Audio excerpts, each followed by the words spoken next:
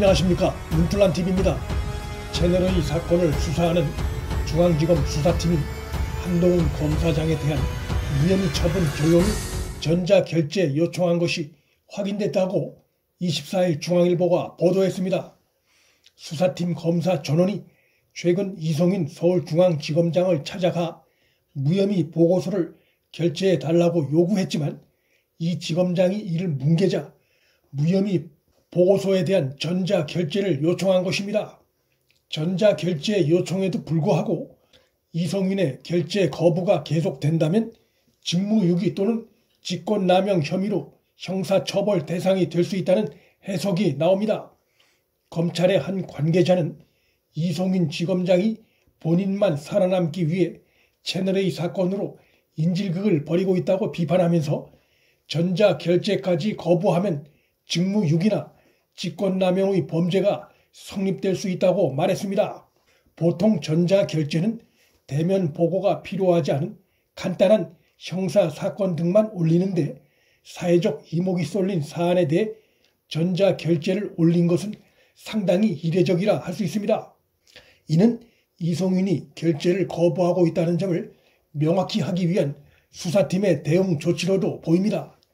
중앙지검 내에서 채널A 사건에 대한 수사 지휘는 지난해 12월 초 사의를 표명한 김욱준 서울중앙지검 1차장 대신에 최성필 2차장이 맡고 있습니다. 최 차장도 수사팀의 결론이 옳다는 취지의 의견을 이 지검장에게 보고한 상태입니다.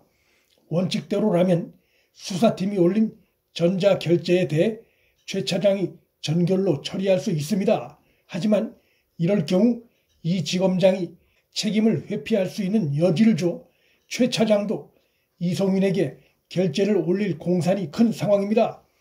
정권의 불리한 수사를 연이어 뭉개고 있다는 의혹의 당사자인 이성윤의 입지가 갈수록 좁아지고 있습니다. 조선일보는 24일 지난해 6월 당시 대검 반부패 강력부장으로 있던 추미애 최측근인 심재철이 검찰이 금융정보분석원으로부터 노무현 재단 이사장 유시민과 노무현 재단과 관련한 의심자금 흐름 통보를 받았는지 여부를 확인했던 것으로 전해졌다고 보도했습니다.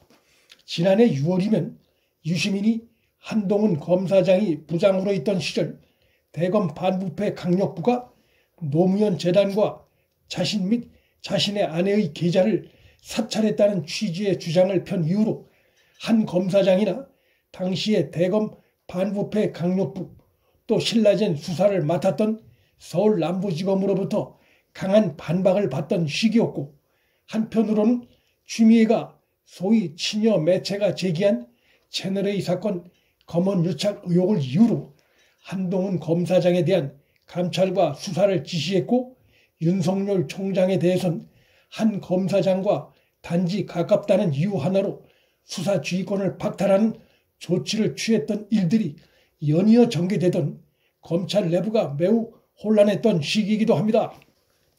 보도에 의하면 당시 심재철은 휘하의 부장검사급인 대검 과장을 건너뛰고 금융정보분석원 업무를 담당하는 대검 수사관에게 직접 금융정보분석원으로부터 노무현 재단과 유 이사장 관련 통보가 있었는지 확인해 보라는 취지의 지시를 내렸던 것으로 전해졌습니다.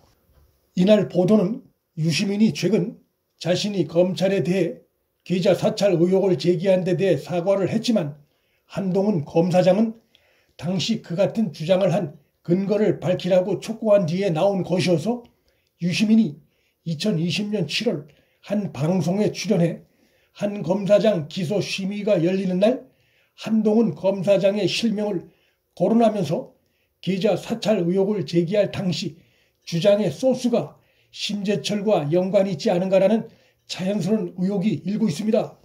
왜냐하면 심재철이 금융정보분석원에서 유시민과 노무현 재단 관련한 자금 흐름을 검찰에 통보한 게 있는지 여부를 알아보라고 지시한 시점은 유시민의 방송 인터뷰 얼마 전의 일이었습니다.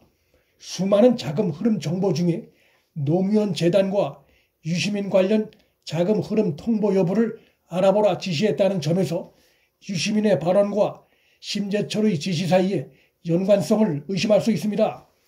법조계에선 심재철이 굳이 보고 라인을 건너뛰고 그런 지시를 내린 것은 누군가로부터 한번 알아봐달라고 부탁을 받았을 개연성이 크다는 얘기가 나옵니다. 즉 수사와 관련한 공식적인 업무 지시가 아닌 사적 지시의 성격이 강하다는 의미입니다. 수사기관이 법원 영장을 받아 진행하는 계좌 추적의 경우 일정 기간이 지나면 금융기관을 통해 당사자에게도 통보되지만 검찰이 금융분석원에 알아보는 방식엔 그런 절차가 없기 때문에 심재철은 한동훈 검사장 시절 그런 자금 추적 통보가 있었는지 여부를 은밀히 알아보려 했던 것으로 볼 수 있습니다. 그러나 결과적으로 유시민이 지난 22일 자신이 의혹 제기한 지 1년하고도 한 달가량 지나 검찰에 대해 그간 제기했던 모든 의혹에 대해 사과를 하면서 자신이 제기한 의혹을 뒷받침할 증거를 찾지 못했다고 실토한 것으로 봐서 모든 수단과 방법을 다 동원해서 자신의 주장을 뒷받침할 단서를 찾으려 노력했으나 실패한 것으로 볼 수 있습니다.